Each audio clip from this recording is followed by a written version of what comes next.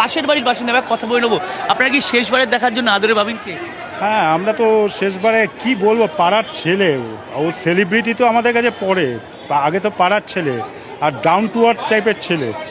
খুব খারাপ লাগছে যখনই দেখা হতো তখনই মানে কাকু কেমন আছো, আমার ওয়াইফকে কাকিমা কেমন আছে, ছেলেকে কিরে কেমন আছিস, মানে সবসময় হেসে কথা বলা, মানে খুব লাগছে, খারাপ লাগছে। কালকে রাতে তো মানে অলমোস্ট বিনির্দিত রজনী কেটেছে আর কি বলতে গেলে। কারণ যতবারই মনে হচ্ছে যে রাহুল নেই, এটা ভাবতেই খারাপ লাগছে।